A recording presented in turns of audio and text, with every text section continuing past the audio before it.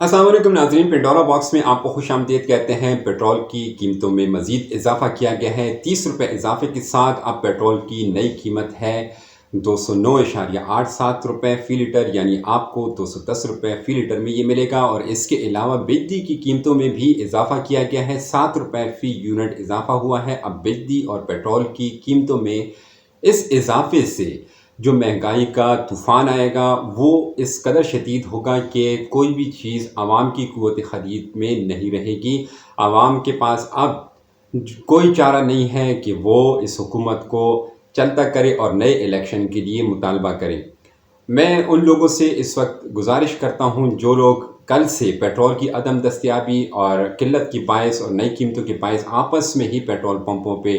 لڑ جھگڑ رہے ہیں اور پیٹرول پمپوں کو نقصان پہنچا رہے ہیں، تو میری ان سے گزارش ہے کہ اس طرح کے لڑنے جھگڑنے کا کوئی فائدہ نہیں ہے، پرامن رہیے۔ اور پھر اگر آپ نے کچھ کرنا ہی ہے تو اس امپورٹڈ حکومت کے غلام حکمرانوں کا محاسبہ کیجئے، پرامن طریقے سے کیجئے، قانونی طریقے سے کیجئے، آئینی طریقے سے کیجئے، جمہوری طریقے سے کیجئے۔ اور جو ظلم یہ امپورٹڈ حکومت کر رہی ہے عوام پر، تو اس کا ضرور ان سے جواب لیجئے۔ اچھا، اب ہم پیٹرول کی قیمتوں میں ایک مرتبہ پھر بات کریں گے کہ پیٹرول کی قیمتوں میں اضافہ کیوں ہوا۔ عالمی مارکیٹ میں جو پیٹرول کی قیمتیں ہیں اس میں جو معمولی اضافہ ہوا ہے اس کے مطابق پاکستانی روپے میں وہ اضافہ 10 روپے فی لیٹر ہونا چاہیے تھا، لیکن 60 روپے یہ فی لیٹر اضافہ کیا گیا ہے، اور مزید 60 روپے فی لیٹر اضافہ امید ہے کہ 15 جون تک یہ کریں گے، اور نئی قیمتیں 270 روپے فی لیٹر پیٹرول کی اضافے کے ساتھ یہ لائی جائیں گی۔ اب پیٹرول کی قیمتوں میں جو اضافہ ہوا ہے، اس اضافے سے آئی ایم ایف نے پاکستان کے جو حالات دیکھے تھے، معاشی حالات، پھر اقتدار میں موجود امپورٹڈ حکومت کے غلام حکمرانوں کو دیکھا تھا، تو ان سے انہیں کوئی امید نہیں تھی کہ یہ پیسہ جو وہ قرضہ دے رہے ہیں ان کو واپس ملے گا۔ تو یہ قرضے کی واپسی کے لیے انہوں نے یہ بوجھ بھی عوام پہ ڈالا، اور یہ پیٹرول اور بجلی کی قیمتوں میں اضافہ کر کے جو بھی یہاں سے پیسے حکومت کے پاس آئیں گے وہ آئی ایم ایف کے قرضے کی واپسی کی مد میں جمع کیے جائیں گے۔ اب قرضے کے حصول کے لیے یہ واپس تو کیے جائیں گے، یہ قرضے میں لیے گئے پیسے جو ہیں یہ خرچ کہاں ہوں گے؟ کیا یہ عوام کی بھلائی کے لیے خرچ ہوں گے؟ کیا یہ عوام ایسا ہی چاہتی تھی کہ غلامی کا ایک دور شروع ہو اور ہم آئی ایم ایف سے قرضے لے کر اپنی زندگی گزاریں؟ ہرگز نہیں، نہ تو عوام ایسا چاہتی ہے کہ ہم غلام رہیں آئی ایم ایف کے، اور نہ ہی ایسا ہوگا کہ جو قرضہ لیا جائے گا وہ عوام پہ خرچ ہوگا۔ صحت کے مسائل ویسے ہی ہوں گے، تعلیم کے مسائل ویسے ہی ہوں گے، امن و امان کے مسائل ویسے ہی ہوں گے، ان میں کوئی فرق نہیں پڑے گا۔ عوام کی بہتری پہ 1 روپیہ خرچ نہیں ہونے والا۔ ترقیاتی منصوبے کوئی نئے شروع نہیں کیے جا سکتے، کیونکہ مفتیٰ اسماعیل صاحب پہلے ہی اس چیز کا کہہ چکے ہیں کہ معیشت اس قابل نہیں ہے کہ کوئی بھی نیا منصوبہ شروع کیا جائے۔ تو جب یہ سب کچھ نہیں ہونے والا تو یہ قرض کس مد میں لیا جا رہا ہے؟ قرض صرف اس مد میں لیا جا رہا ہے کہ جو پچھلی حکومت نے جو اپنا خزانے میں جتنا بھی پیسہ چھوڑا تھا اس کو یہ بے دردی سے لوٹ رہے ہیں، جو کہ ظاہر ہے ایک جب چور اور لٹیرے آئیں گے اقتدار میں تو ان کا کام لوٹ نہیں ہے، اور اس لوٹ مار میں انہوں نے خزانے سے آدھے سے زیادہ رقم 2 ماہ میں خرچ کر لی ہے۔ اب وہ خرچ کہاں کی ہے؟ وہ خرچ زیادہ تر انہوں نے اپنے ذاتی مقاصد اور ذاتی مسائل کے لیے انہوں نے خرچ کیے ہیں۔ اور یہ جو مفتیٰ اسماعیل صاحب نے پہلے بڑی ڈھٹائی اور بے شرمی کے ساتھ یہ کہا تھا کہ عمران خان حکومت کا روس کے ساتھ کوئی معاہدہ نہیں ہوا، نہ گندم پہ، نہ گیس پہ اور نہ پیٹرول پہ، اب اس سے زیادہ ڈھٹائی، بے شرمی اور بے حیائی سے انہوں نے نہ صرف قبول کیا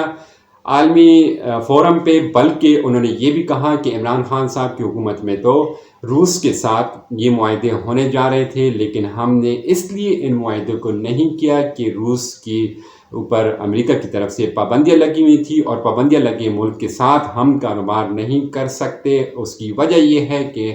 ہم امریکہ کی طرف دیکھ رہے ہیں، امریکہ جو حکم دے گا اس کے مطابق ہی ہم کوئی بھی ملک کی مفاد کے لیے قدم اٹھائیں گے۔ اور ظاہر سی بات ہے کہ امریکہ کبھی بھی پاکستان کے مفاد کے لیے اس امپورٹڈ حکومت کو کوئی قدم اٹھانے نہیں دے گا۔ تو اس وقت جو بھی اقدام اٹھائے جا رہے ہیں امپورٹڈ حکومت کے، وہ ملکی مفاد کے لیے نہیں ہیں۔ مولانا فضل الرحمان صاحب اس وقت یا تو لسی پی کر سوئے ہوئے ہیں یا پھر ان کے جو سپورٹرز ہیں وہ کوئی ستو پی کر اس دنیا سے رخصت ہو چکے ہیں، جو پچھلی حکومت میں تنقید کرتے نہیں تھکتے تھے، پچھلی حکومت کو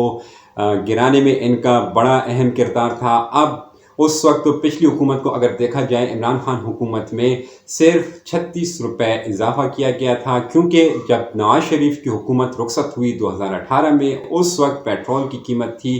پاکستان میں 113 روپے فی لیٹر، اور پھر 113 سے چلتے چلتے 150 روپے فی لیٹر 3.5 سالوں میں عمران خان نے اضافہ کیا تھا، جس پر مولوی فضل الرحمان اور ان کے حواری سیخ پا تھے۔ جتنے بھی پاکستان کے اینٹی طاقتیں تھیں وہ اسی چیز کو ایشو بنا کر کہ یہ 36 روپے اضافہ کیوں کیا گیا، اس 36 روپے اضافے کی بنیاد پر انہوں نے مہنگائی مکاؤ واک شروع کی تھی، لانگ مارچ شروع کیا تھا، اور پھر اس کے بعد انہوں نے اس چیز کو ایشو بنا کر حکومت کا تختہ الٹا تھا۔ تو مولوی فضل الرحمان کے حواری اس وقت کہاں ہیں جب صرف 2 ماہ میں 60 روپے فی لیٹر اضافہ کیا گیا ہے، اور آئندہ 15 دنوں میں مزید 60 روپے اضافہ کیا جائے گا؟ وہ اس لیے خاموش ہیں۔ ناظرین، آپ کی اطلاع کے لیے ایک مرتبہ پھر بتاتا چلوں کہ ان جتنے بھی اتحادی تھے امپورٹڈ حکومت کے، ان کے ذاتی خزانے بھرے ہوئے ہیں، ان کے بینک بیلنس بھرے ہوئے ہیں، تو اس وقت وہ آواز نہیں اٹھائیں گے، کیونکہ پاکستان سے اگر یہ وفادار ہوتے، پاکستان کی عوام سے یہ وفادار ہوتے، تو کبھی بھی اس طرح کا ظالمانہ فیصلہ کرنے کے لیے حکومت کو نہ چھوڑتے۔ لیکن یہ تو حکومت سے مختلف قسم کے فائدے لے رہے ہیں، وزارتیں ان کے پاس ہیں، اور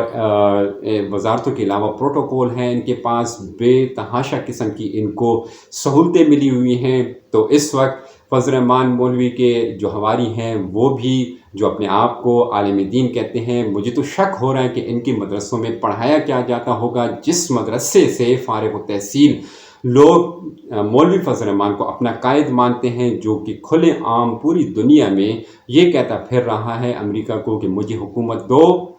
جو کہ اس کا ثبوت بھی ہے وکی لیکس کے مطابق کہ اس نے امریکہ سے حکومت طلب کی تھی، اقتدار طلب کیا تھا کہ مجھے دو، پھر جو اپنی مرضی کے فیصلے کرنے ہیں کریں۔ یہ اسلام فروش مولوی کے جو ان کے حواری ہیں، جو ان کے فالورز ہیں، ان کے سپورٹرز ہیں، ان پہ مجھے حیرانگی ہو رہی ہے کہ ان کے مدرسوں میں کس طرح برین اسٹارمنگ کر کے ایک پاکستان کے دشمن مولوی کو